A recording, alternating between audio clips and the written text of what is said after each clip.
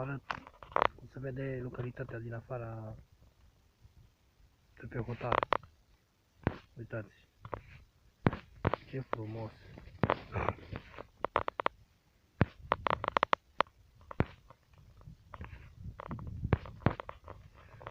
Și suntem pe câmp, urme de animale, capre, oi, capre sălbatice. Aici ce vedeți, vede poligonul de tragere de la 5, vedeți în imagini.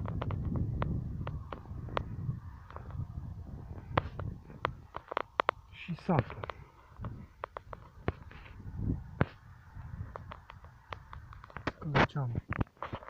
Bazinul care alimentează o parte din localitate cu apă potabilă, care coboară la vale și urcă de pe un deal. Și aici se purifică.